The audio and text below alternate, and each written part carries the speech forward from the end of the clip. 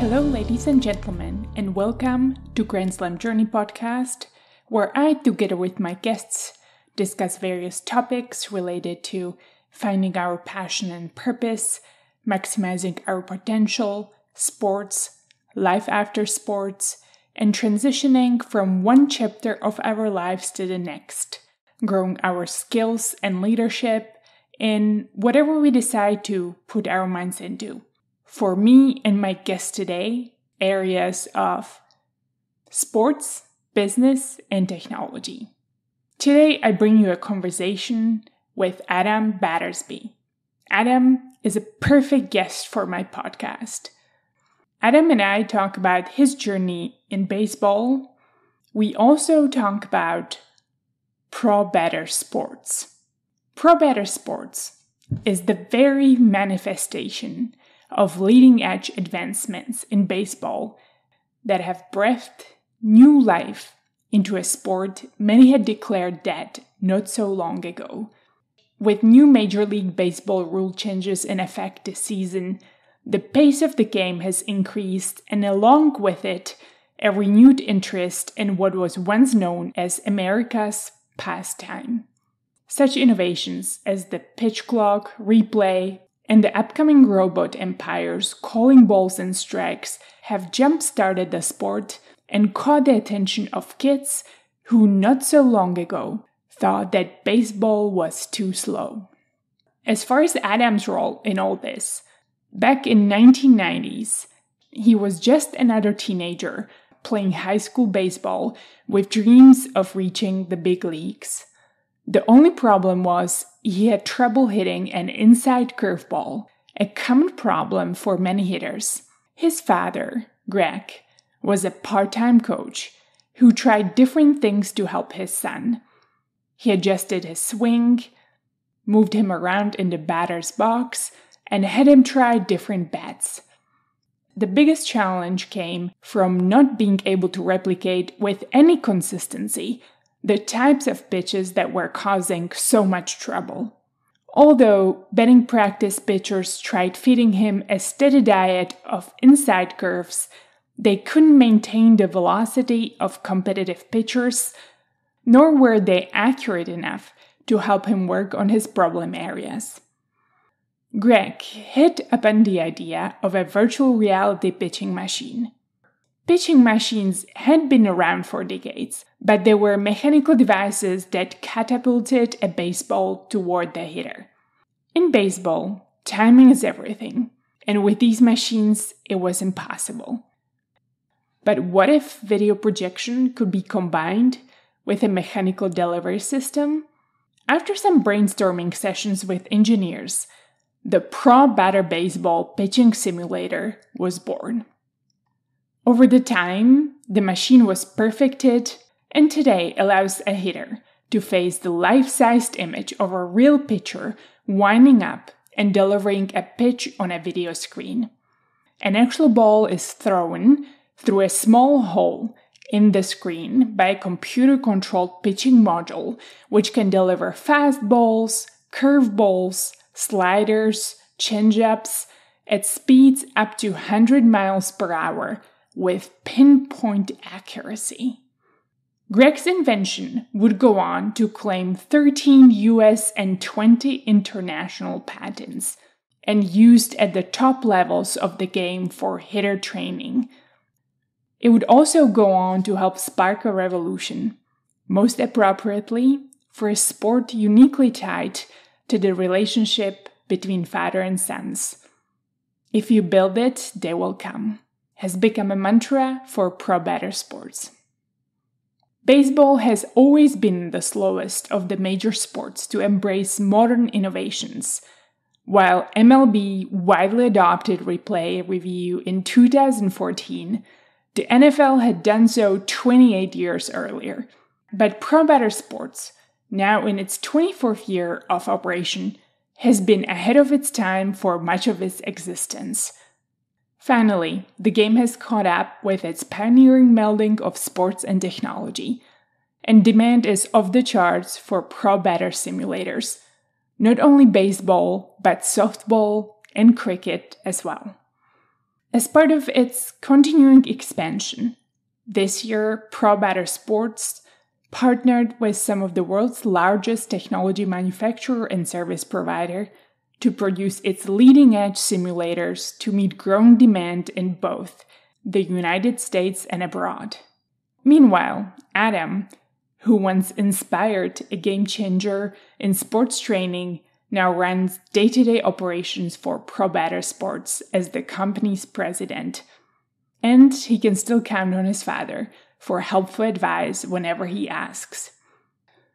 Today we talk about all of that. Adam's journey in baseball and as an inventor and entrepreneur of Battersby.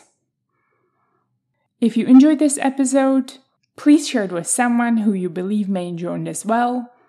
Consider leaving a review on Apple Podcasts or Spotify. And don't forget to subscribe so you don't miss the next episode. On that note, one of my favorite quotes that I read recently reads, quote, "Almost everything will work again if you unplug it for a few minutes, including you." Quote. On that note, I will be unplugging myself for the next week, and I will be back with you in August. And now I bring you Adam Battersby and Battersby. Enjoy the listen. Hello, Adam. Thank you for accepting my invitation to be a guest on Grand Slam Journey podcast. How are you? I'm good. And yourself? Great. Happy Monday. Happy Monday. The start of a new week. Yes. So, where are you dialing from? I am out of Connecticut. ProBatter is right outside New Haven, where Yale University is. And then I live about 45 miles north of New York City. That sounds like a nice strategic location. It should be great for the summer. Good weather. Yeah. Summers are nice. They're too short, though. So you got to take advantage of them because if you blink, it's over. Then comes the winter, the cold winter. So you got to take advantage of them. The Four Seasons. I lived in Jersey for a while, so I still remember the Four Seasons. And in some ways, it's kind of good because it really makes you take advantage of the summer months and the long days and the warm weather. So hopefully you're enjoying all of that with your family. Yeah. And spring and fall are really nice here. So they're definitely nice. Just winters kind of get a little cold, but we get through them. Before we dive into our conversation, please introduce yourself to our listeners. So my name's Adam Battersby, and I'm the president of Battersby. And I'll give you kind of a quick overview of what ProBatter does. We sell video pitching machines for baseball, softball, and cricket. Basically, all of our machines have a big video screen in front of them, and they show a whole video windup of a right-hand or left-hand pitcher before the ball comes out of a hole in the video screen. So it looks like a real live pitcher throwing the ball to you. So it's a great training tool for sports. Yes. And I'm so curious to dive into all of that because I didn't know anything like this existed before I made more research into what you and your company does. And just before this podcast, I was actually watching some of the videos that you have online. And so look forward to diving into all of the different applications of what you've created. But before we do, I wanted to mention you're actually perfect example of a guest for my podcast because you're a former athlete. You actually started with baseball and you've created this company with your dad from actually something that you have seen as your own personal weakness and a weakness that many other baseball players had gone through. And so you decided not just to sit, but to actually put this into action and start solving this problem. So I feel like I'm stealing a little bit of your thunder, but I would love you to tell us a little bit more about just even your upbringing, what brought you to baseball, and this pain point that you and your dad had uncovered early on. Growing up, I always played baseball. My dad was my coach. During the Little League years, it was a lot of fun. We always went to local batting cages, but at one point, my dad wanted to build a batting cage in our backyard. So built this big batting cage and bought a two-wheel pitching machine. The machine at the time was great. The only problem with it is that it's hard when you raise your arm up the ball, you put the ball in, but it doesn't always go through smoothly. So there's constant hiccups going through. So sometimes you can't get a good hitting rhythm. You're hitting off your front foot. You can't really time the ball that well. Another problem is that if you go from a fastball to a curveball, you have to adjust the dials, tilt the pitch head, and then test pitches before you know to strike. Now, at that point, you know what's coming. So you don't learn how to hit the curveballs. You just learn where to put the bat. And that was my biggest problem. So fastballs I could hit all day long, like a lot of other baseball players. But when it came to breaking pitches, the curveballs, the sliders, that's where I had some issues. And that's what ultimately ended my playing career because they're hard to hit. So my dad, he's an IP attorney by trade. So he came up with the idea of having a pitching machine with the whole database in it.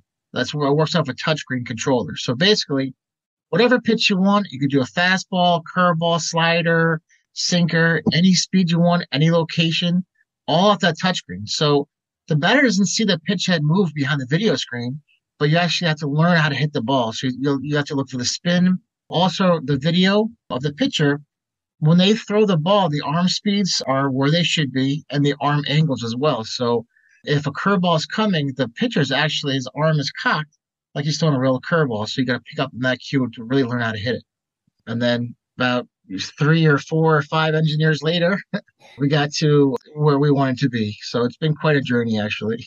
Yeah, how amazing. And was it really just you and your dad trying to solve this problem? It sounded like mainly for you first to help you improve your skills, but being part of the sport, you have seen this problem being broader across the board.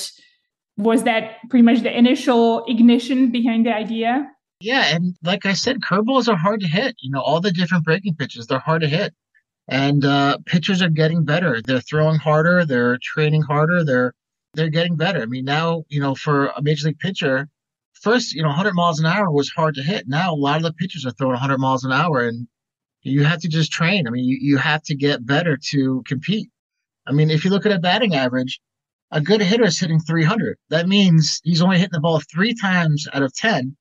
That's a good percentage for a batting average. So it's hard to hit the baseball. So anything that you can do to get better to increase that batting average will help you and ultimately get you to the major leagues.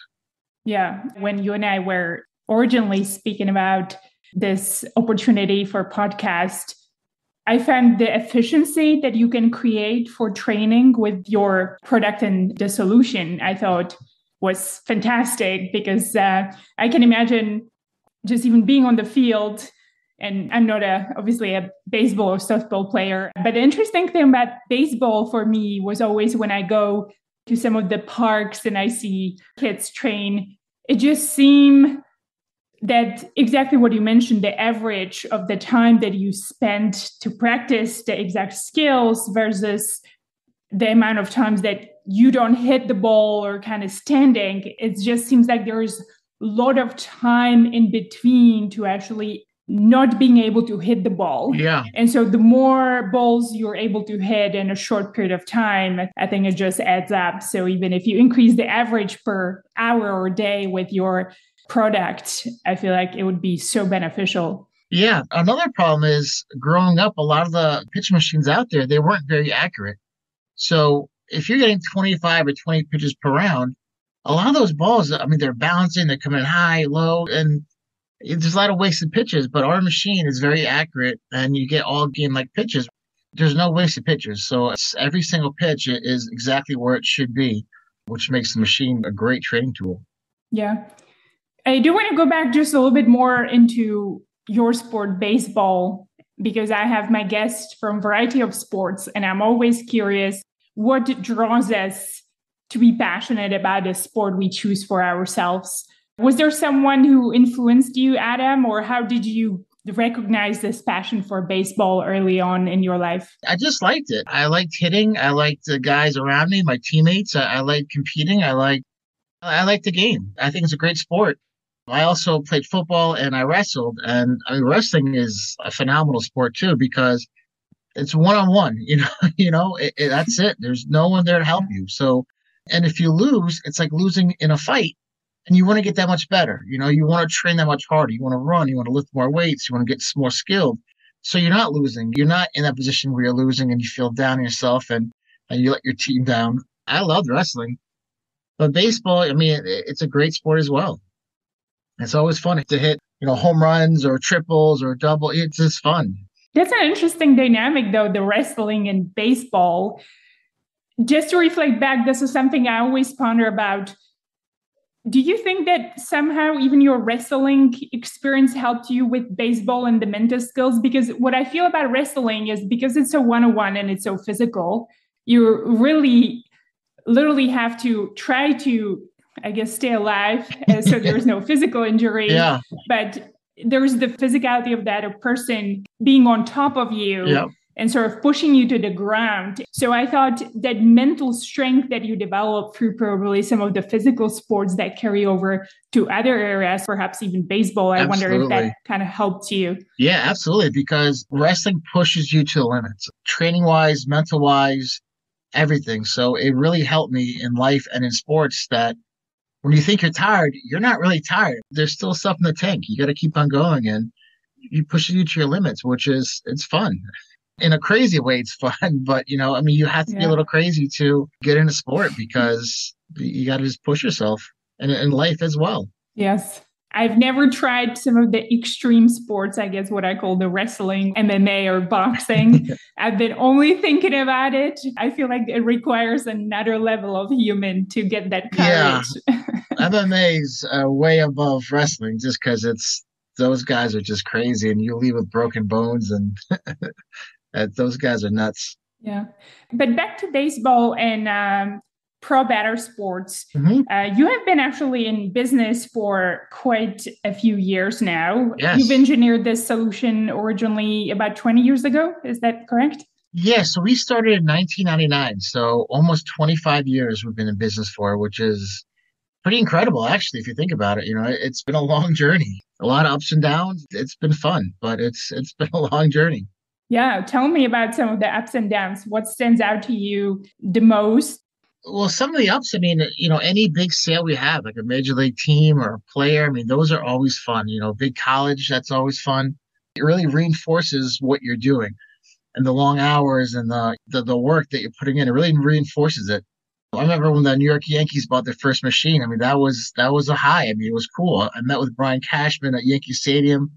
And then when they came back and bought 4 more machines, that was even a greater feeling because, a major league ball player used it and loved it so much that they came back to buy more for the different minor league teams. So that was great.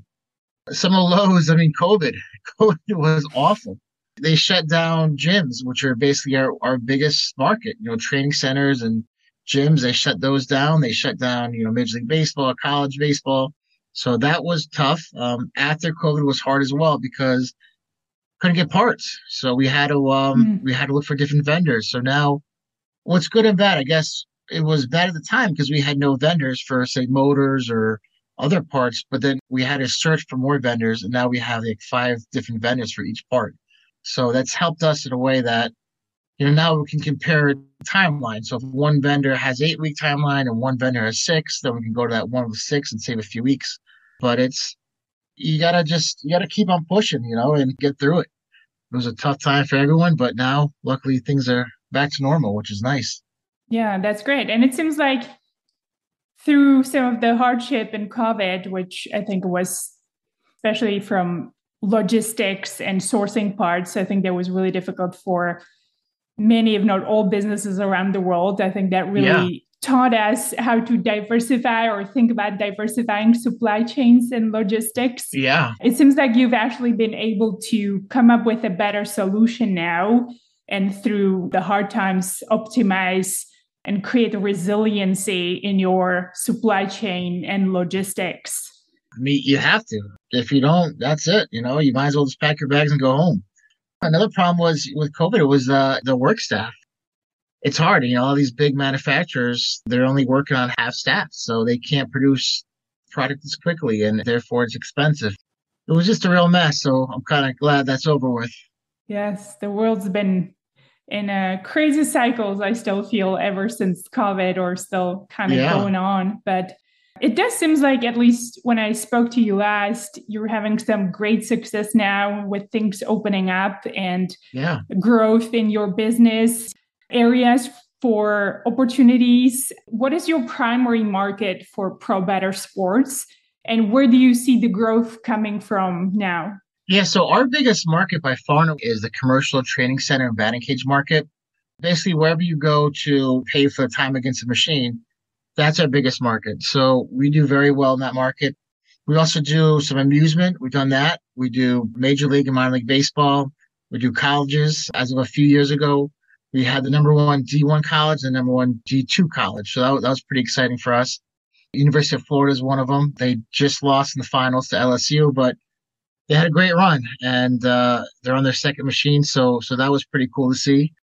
We do a lot of home installations as well, and private installations. Some of these business owners have a space in their warehouse and they'll put a batting cage in for the son's team to play and train against.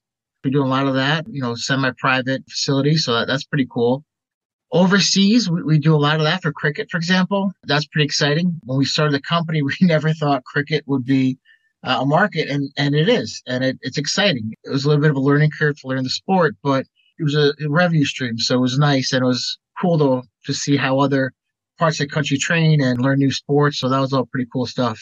Yeah, that's interesting. I've actually heard you on another podcast talking about the cricket story a little bit.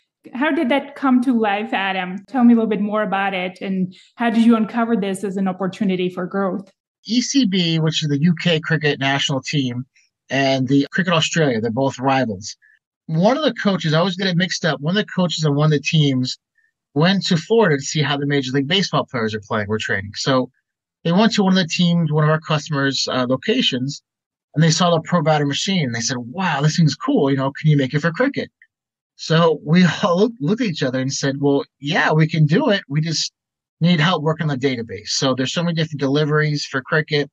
So we worked with one of their coaches. They came to the US, sat down, created a whole database with them, sold them a machine. It was great. And then that same coach went to the other rival team, and then they bought two more, and then it kind of just all snowballed from there.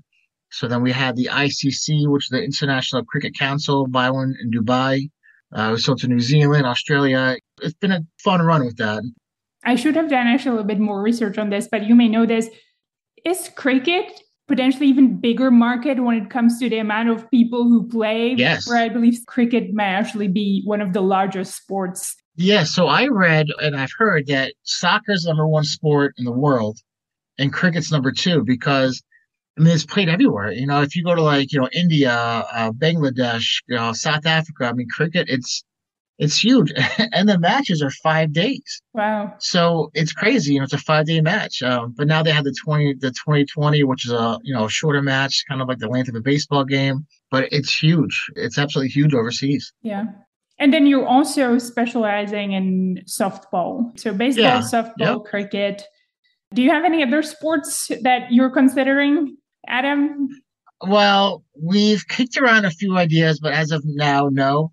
But softball has really been taking off because we're on our third generation machine that we made at Pro Batter.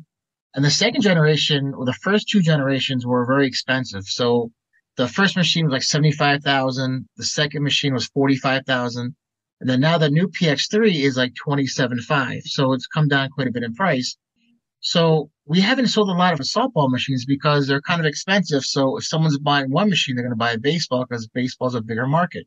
Now, since the price has gone down, we sold a lot more softball machines. So that market's been growing nicely, which is exciting. One thing that came into mind when I was watching the videos, other than this looks super fun, I would want to try it myself.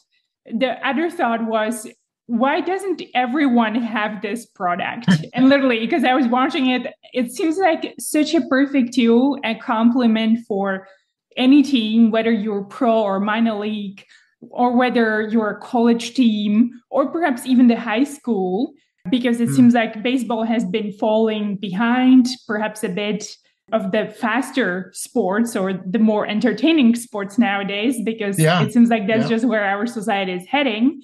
And so I wonder if this could actually inspire a new generation of kids to get more excited about it with something that almost seems like it has this gamification component because you can see the person in their real life and really kind of get the feel for the game. Yeah, I think like what you said, a lot of the kids they're playing so many video games, so the visual aspect they really love. But I think that the biggest reason why more people don't have our machine is price. And that's why, with technology advancements that come out, we try to lower our price as much as we can. So, like I said, when we first came out 25 years ago, it was $75,000. And now it's coming down to 27.5. And we have machines that start at like 8,000. So, we're trying to get more machines out there because kids love it. I mean, the second a kid walks in a batting cage and sees our machine, I mean, there's his mouth just drops. They're like, this thing is so cool. I mean, it is a cool product. They're fun to hit against, but they're also a great training tool. So when we first started, I was a testing guy, right? So I had to go there and, test out the machine and, or help test it, I should say. And I remember like my father called me up one day, like 11 o'clock on a Friday night. He's like, where are you? I was like, I'm still in the batting cage, like I didn't realize how late it was because I was hitting and hitting and hitting and trying to challenge myself and go faster and go, different breaking pitches I didn't have much luck with, more fastballs, but it's a fun product. It really is. Yeah. And I also remember when you and I spoke first, is it has this beautiful ability to adapt, not just based on variety, but also speed. Yes. Mm-hmm. So it can be really any level. What are the speeds that you can adjust, Adam, for different levels of players? So the machine goes from 40 to 100 miles an hour. The baseball machine has 10 different pitches, and it's any location you want. And also with our machine, you can do pitch by pitch. You can do a repeat mode. So if I want, say, 10, 80-mile-an-hour fastballs right down the middle, I can do that. It has automatic mode, which comes with 10 preset sequences. One's like a fastball, curveball, changeup. And then the last one is I can record my own sequence. So if I'm going to face a pitcher that has, or, historically pitch, usually fastball, then breaks off a curveball after, and then changeup, I can do that same kind of sequence. And that is just great. But you have to learn how to hit the ball and read the spin, like I said before. And that's challenging, to do all that. But that's what it does. It challenges you, which gets you to the next level, which is what we're trying to do. Yes. I think especially all athletes, right? That's how we improve. We got to be challenged and grow our skills little by little. Another thing that really caught my eye when I was watching the video, and I wanted to make sure I understood it correctly, Adam, is that you can actually pick a pitcher. So if there's a professional league and then I'm playing against a specific pitcher, I can actually pick him to imitate those specific pitches that might be coming. Is that accurate? Yes and no. So basically our machine has 2 righties at the minor league level and 2 lefties at the minor league level.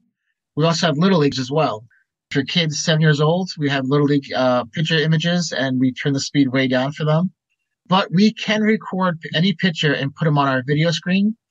We don't own the rights to major league pitchers, and they're very hesitant to give us their video image because we sell to Major League Baseball, so different players can train against them before they face them in a real life game. Yes. That said, we had the Colorado Rockies. What they did is they took stadium video of Kershaw and Greinke, and they gave it to us, and we did the editing and put it on the video screen. So before they faced those 2 pitchers, they could train against them, which helped them out quite a bit. So, well, we can't sell them, but we can do the editing and give it to the customers, which was pretty cool. Yeah, how amazing. And even just looking from an athlete perspective, right? I guess defaulting to perhaps tennis. If I were to play against Serena Williams, just imagine that she's standing on the other side of my court and seeing her picture. I think just that mindset perspective and anticipating of what may come. I'm wondering how much more it can help mentally. Do you have any, I know these things are probably private and perhaps especially the professional teams don't want to share, but any statistics, Adam, that you can share even anecdotally when it comes to improvement? I'm sure we have studies, but back to the, facing the professional player, if you're going to face them in an actual game and you train against them, then it makes you better prepared. And that's what you want to be before you face any pitcher. You want to be better prepared. Yeah. So, if you face Kershaw for the first time, it might be a little intimidating because he's so good. But if you train against him for hours upon hours upon hours, and his 12-6 curveball, learn how to hit it, when you get in there, it's almost, I want to say a cakewalk, but because it's not quite a cakewalk, but I think your mind's at ease and you have more confidence, and hitting is a lot of confidence. If you're not confident at the plate, it's hard to hit. So I think that will build a confidence level. Yeah, I can totally imagine it being an athlete. And just to share from my tennis perspective, some of my friends who played professionally, and they actually literally were in the position where they went to play against Serena Williams. Yeah. And so you could sense how timid they were just going to the court. And when you have that mindset that you're already worried and intimidated before your game starts, I mean, that's already halfway defeat, right? Yeah. You have to be confident you can beat them. So anything you can do to even help envision that, and this is not even envisioning, this is actually really seeing that player on the screen. I can just imagine from an athlete perspective how great of an impact that would have on preparing for the game and being more confident. Yeah, and it's both physical, you gotta be prepared physical and mentally too. Yes. And I think that would help in both aspects. Yeah. One other thing I wanted to go back, you mentioned the great price decrease now. Yeah. And so I'm wondering, is it mainly technological curve and advancements, or how have you achieved this kind of decline in price over that period of time? It's a few different factors. One is different engineers will bring different ideas to the table and saying, we can do this by doing this. And also technology. I mean, we first started, a projector was, I think, 2,000 lumens. That's the brightness of it for $3,000 or whatever. And now you can get 5,000 lumens for $1,500 or $1,200. It's crazy. Like technology it's like computers. They get better and better and faster for cheaper. So that's helped out a bunch. And also, when you're around for a longer time, you know what's going on. You know what's going to fail more, what has to be beefed up, what can be lessened, and all that stuff. So it's kind of stepping in puddles, if you will, and learning the machines in the industry and just ideas from engineers. I mean, that helps a lot as well. Yeah, I think what I'm hearing you say is also sticking with the process and being aware of any of the technology evolution and taking advantage of that.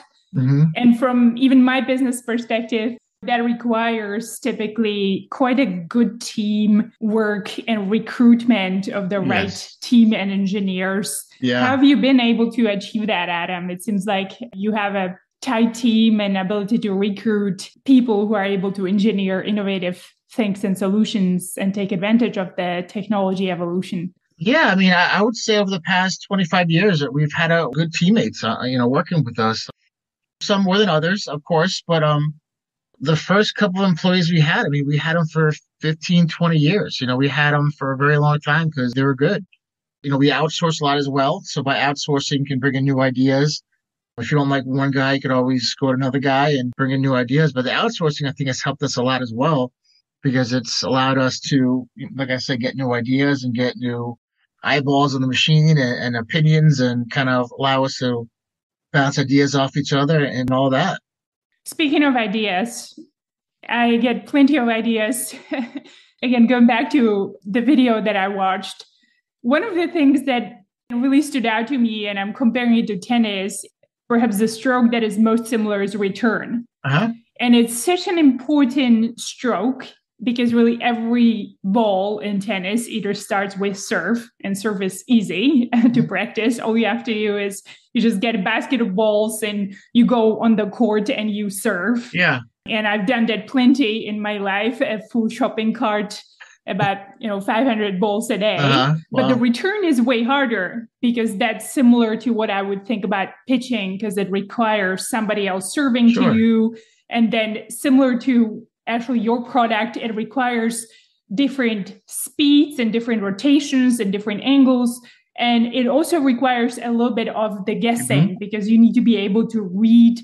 Same thing like in a baseball, the hand-eye coordination and kind of reading the player where the ball is going. Yeah. Has anybody brought up that idea? And I don't know if there's necessarily a market for just returns, but I know there's so many people who struggle with the stroke and it's so instrumental, yet so hard to practice because you need great servers. The better servers you can practice your return, obviously the better you will become as a tennis player. Yeah, we've had a few people come to us and ask if we want to make a tennis machine. Well, one of the issues we had was they're not very mobile. Mm-hmm. Well, they can be, but you have to put on wheels and then, push away, when you're not using it, all that. So that was one of the biggest hurdles, but I think we now know how to overcome that.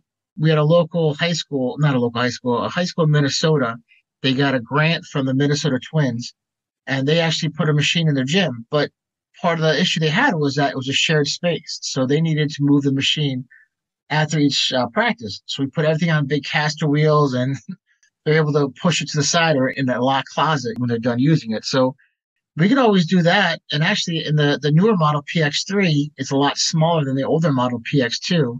So maybe we will revisit the tennis market because that is a huge market. Yeah. I know there are pitching machines out there for tennis. There's a few out there, and I think they do pretty well. Yeah. And there's a lot of ball machines and feeding machines, right? They sort of simulate, especially the strokes.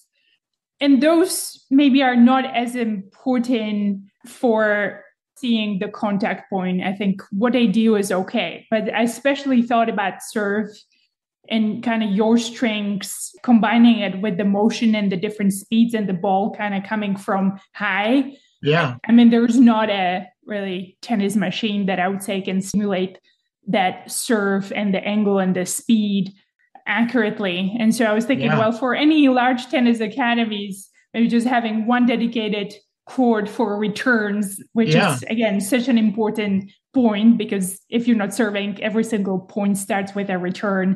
It's an instrumental stroke to practice in order to excel in tennis and improve somebody's game. So if you need more ideas, I'm here, Adam, for well, actually, tennis ideation. I'm thinking it's out loud because the release point for cricket is higher as well because their arm is straight. So it is a high release point. So we could probably use the same machine for tennis as we use for cricket, which is, has a higher release point. So I mean, maybe we can do it. We just need help with the database. Yes, I'd be happy testing too. That would be fun. Yeah. And so going a little bit to your lineup, because another thing I was looking at your website, obviously we talked about this product being for baseball, softball, and cricket market. But you also have products for pitching. Yes. So tell us a little bit more about your whole portfolio of products. I'll touch on the Strikeout Pro. Basically what that is, it's a video image of either a right hand or a left hand batter and a catcher. And what you do is there's a nice colored touchscreen. You pick whatever location you want to throw to. And when you throw into it, it records your hits or misses, basically your accuracy, and also your velocity as well. And you'll see batter images of both softball players and baseball players. So either sport can use it, and also different age groups as well. So depending on how old you are, you can select those video images, which is kind of cool. We came out with that a few years ago, and it sounds pretty good. Definitely not as good as hitting machines, but it's a nice added product to the product line that we offer. But in addition to that, we also have conversion kits for other manufacturers' pitching machines like the Hack Attack and the Iron Mike. Both machines, there's thousands and thousands of the machines out there. And what we did, we came up with a video screen that goes in front of it with a big computer system and everything's synced up. So basically, they're a lot less money, and you don't get the touch screen to select what pitch type you want or speed or location. But it's a nice entry-level machine for these batting cages or training centers across the U.S., which is nice. Yeah. So it probably still adds a little bit of the visual component and hitters being able to train kind of the hand-eye coordination with the ball. Yeah. And there's some of these machines out in the market that someone can get into it for like $8,000 or $15,000, which is a lot cheaper than the $27,000. And what some people do too is that they say, you know what, if this one's only $8,000, I'll get 2 or 3 or 4 or 5 of them and have the whole facility with nice video screens. And it's really a good look. I mean, we sold to a lot of customers with multiple machines. I think it was like 8 to one person. I think 11 to another person. So it's pretty cool when you see all the video screens lined up. But the second part of that is if anyone wants to see more information on our machines, our website is probatter.com, and that has videos on it of what we can offer, has brochures, descriptions, pricing, all that stuff. Our phone number's on there. Anyone's happy to help if anyone has any questions on any of the machines. Excellent. I'll make sure to add the information to the episode notes. That'd be great. I guess as I'm talking to you and thinking about, or we talked a little bit about all the craziness that's still happening in the world. COVID isn't completely away, although we all wish it was. And there's this economic ups and downs. Yeah. What would you want to inspire people to be doing more of or less of? I would say do what makes you happy, whatever that is. I mean, do whatever makes you happy because, I mean, one thing COVID taught us is that you never know. You never know if you're going to get it. I mean, luckily, a lot of the vaccinations are out. So if you get it, it's a lot less severe, but tomorrow is never promised. So do whatever makes you happy and whatever you choose to do, just work hard at it and be the best you can at whatever you choose to do. It seems like that's a little bit of your motto of what you all are trying to create, that pro batter sports. Yeah, you gotta just, stick with it. And sometimes it's not easy, but you gotta work. Yeah. Any other things you would want to mention regarding pro batter sports and any call to action, Adam? If anyone wants to see the machine in action, probatter.com, and we're happy to just send additional videos or pictures. We've sold a lot of machines throughout the years. In the 25 years we've been out there, we sold, Major League Baseball. We have about 25 machines in the professional level. A lot of the big name players have them, either at their houses or local batting cages. A lot of, top college programs, those are tough markets to get into. So it obviously, speaks highly of the machine and the training that it can offer.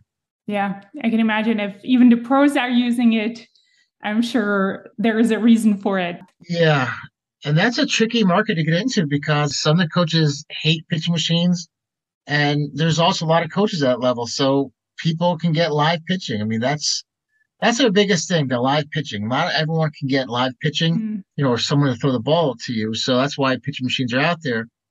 At the major league level, I mean, people got to major leagues by doing, tee work or just soft toss. And some of those guys, I mean, they're like, well, if it's not broke, why fix it? So it's a tough level. And there's also a lot of the coaches that, well, some ego is there saying basically like, we don't need this, we don't need that. We have us as trainers. And trust me, I mean, I'm not stepping on your toes. Some are great trainers, but a pitching machine is a nice, addition to what you can offer training wise. And that's what we believe. And I can totally imagine. I think ego is definitely the one that always comes up, whether we want to admit it or not, whether it's in sports or business. And that's hard to swallow. I mean, sometimes you got to let the ego go. We installed machines at a couple of major league parks, and some batters are like, nope, I don't want anything to do with this thing. And some just jump right in and they challenge themselves and they hit better and go faster and different breaking pitches. And I think some of the guys that don't hit, I mean, some guys don't like pitch machines. Some guys don't need them. But some guys, I think they're just not afraid, but they don't want to look bad in front of their peers, I guess. That's not always the case, but in some cases, maybe. Adam, how can people find you? What's the best way to reach out if anybody is interested in a conversation, finding more about the product? Probatter.com. And our phone number is 203-874-2500. And anyone that answers the phone is happy to help. And my name, again, is Adam Battersby. If you call me or email me, easiest is info@probatter.com. I'm happy to send more information and videos and all that good stuff. Sounds good. Thank you so much, Adam, for the conversation. And hopefully this will inspire new enthusiasts as well. If you enjoyed this episode, I want to ask you to please do 2 things that would help me greatly. 1, please consider leaving a review on Apple Podcasts, Spotify, or any other podcasting platform that you use to listen to this episode. 2, please share this podcast with a friend who you believe might enjoy it as well. It is a great way to remind someone you care about them by sharing a conversation they might be interested in. Thank you for listening.